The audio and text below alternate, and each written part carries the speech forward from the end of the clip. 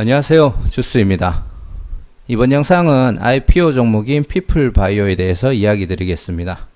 원래 9월달에 청약 예정이었는데 연기되어서 10월 초에 7일 8일 날 청약 예정이고요. 알츠하이머 병을 혈액을 이용해서 초기에 진단하는 키트 및 장비를 생산 판매하는 업체라고 이해하시면 될 것 같습니다.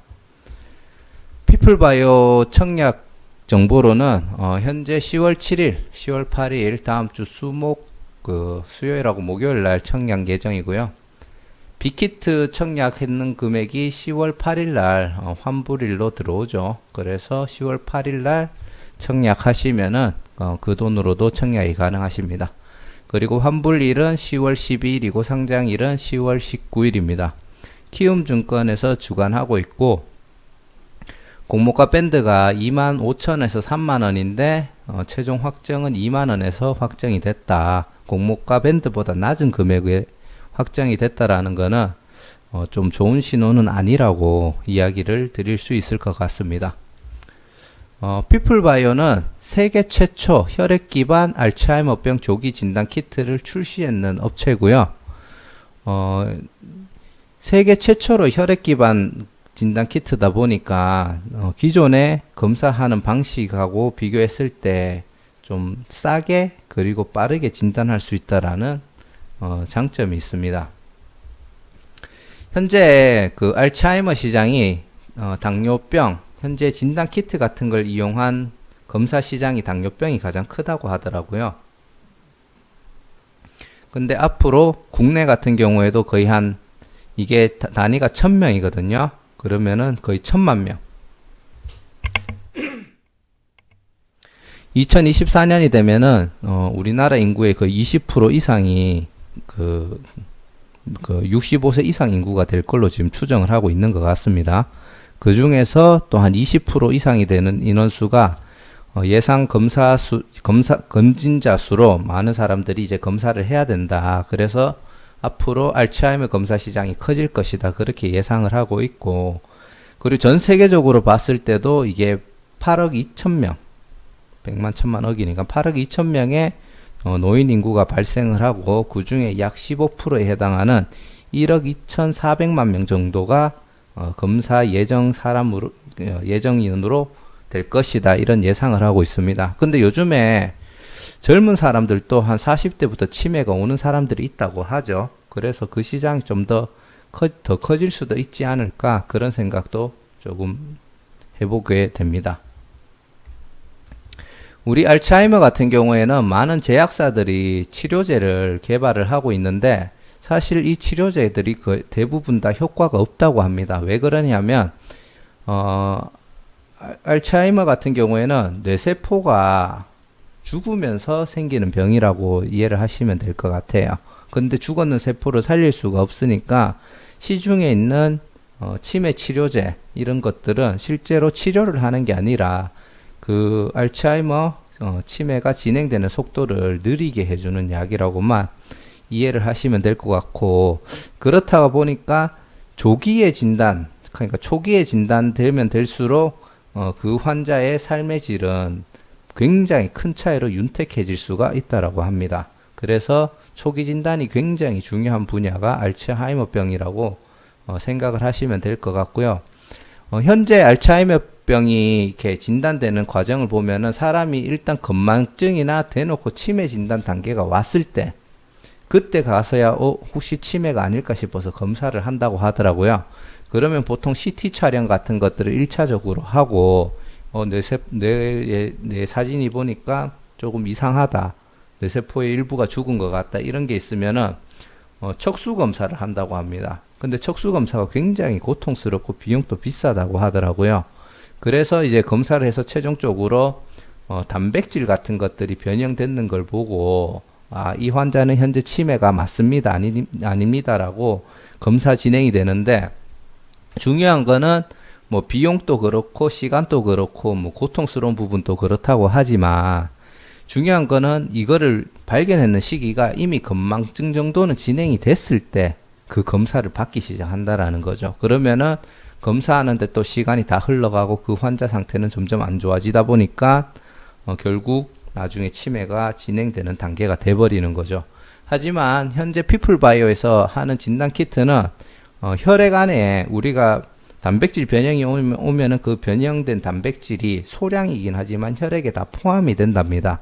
근데 거기서 워낙 소량이다 보니까 이게 검사하기가 쉽지가 않은데 피플바이오에서는 그거를 검사할 수 있는 검사 기술을 특허까지 내고 가지고 있다라는 게 가장 큰 장점인 거죠.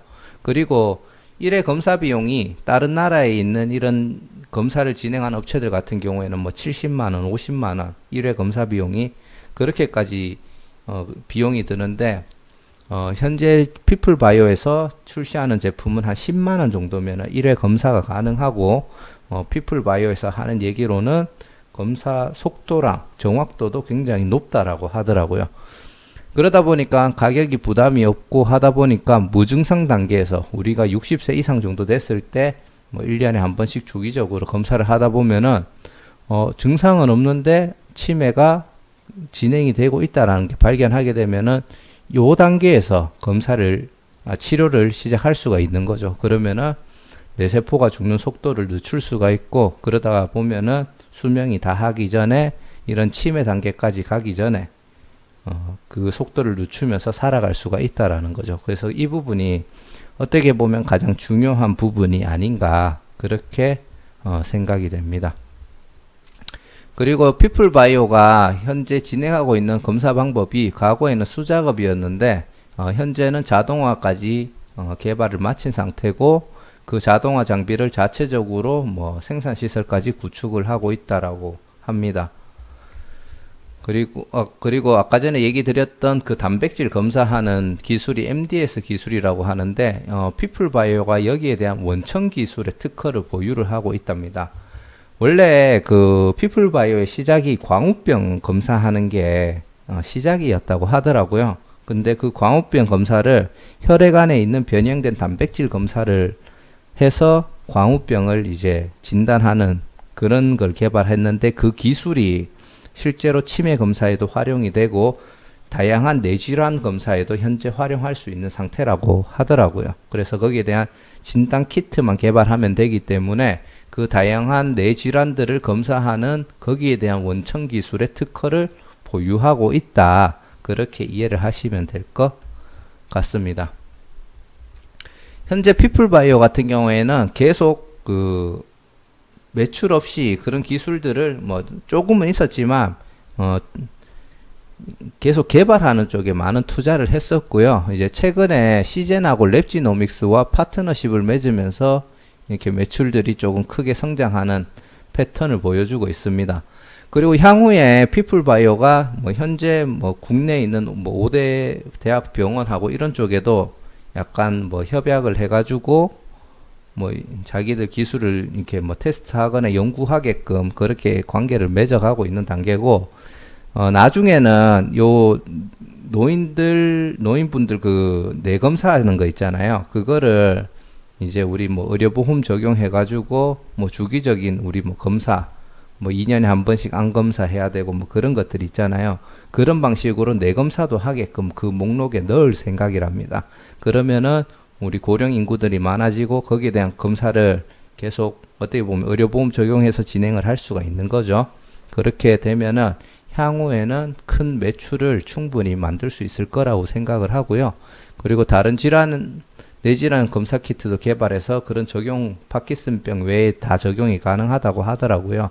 그래서 매출을 올릴 수 있는 사업 분야가 점점 늘어날 수도 있을 거라고 판단합니다.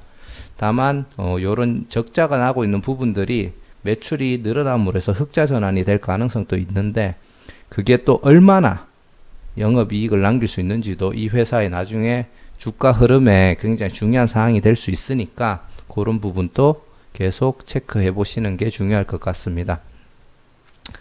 수요 예측 때 보시면은 기관들이 의무 보유 확약을 신청했는 물량은 없고 경쟁률도 40대 1로 굉장히 저조한 상태입니다. 그리고 주주 구성 같은 경우도 약 유통 가능한 물량이 상장 당일날 바로 52% 정도가 지금 유통이 다 가능한데 기관하고 일반 투자자들 물량은 거의 움직인다고 보시면 될 것 같고 기존 주주 43% 물량도 제가 생각하기로는 바로 움직여질 거라고 저는 생각을 하거든요. 그래서 아마 상장일 날 좀 투매 물량이 좀 많지 않을까 생각을 하고, 현재 공모가가 2만원인데 공모가 기준으로 시가총액이 1100억 정도가 되고요.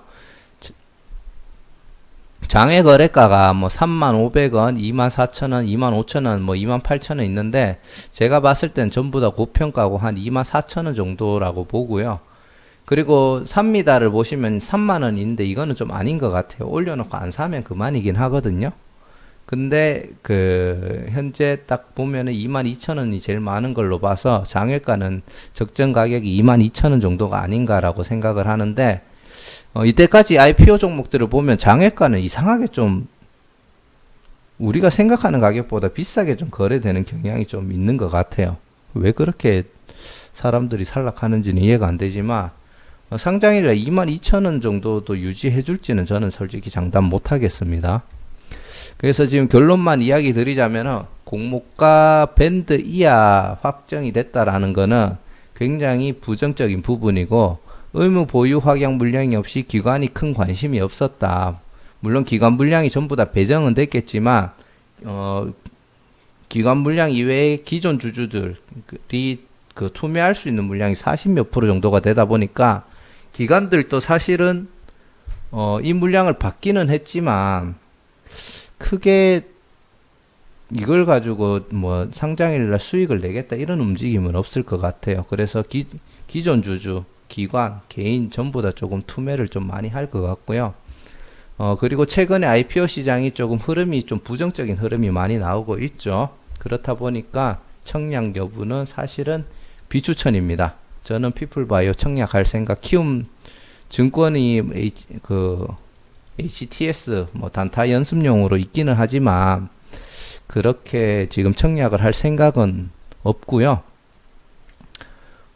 여러분들도 한번 고민을 해보시고 청약을 할지 말지를 정하셔야 될 것 같습니다. 제가 상장하기 전에 또 시초과 관련된 주가 흐름을 한 번 더 검토는 해보겠지만, 현재로는 크게 긍정적으로 움직이지는 않을 것 같다. 그렇게 이해를 하시면 될 것 같습니다. 자, 이상 피플바이오에 대해서 이야기를 드렸고요. 뭐 하고 있는 업종이라든지 향후 커지는 시장성 같은 부분에만 살짝 기대할 수 있는 부분이 있고, 주가가 꽤나 오랫동안 흘러내릴 걸로 저는 추정을 합니다. 근데 이제 어느 정도 저점이 왔을 때 알츠하이머 시장이 얼마나 커질까, 뭐 그런 거에 기대감을 걸고 뭐 일정 금액 투자를 해볼 만한 가치는 있겠지만, 일단 상장 직후에 움직임은 조금 걱정이 되는 부분이 있다. 그렇게 이해를 하시면 될 것 같습니다. 자, 영상 끝까지 봐주셔서 감사드리고요. 구독과 좋아요, 알람 설정도 한 번씩 부탁드리겠습니다. 감사합니다.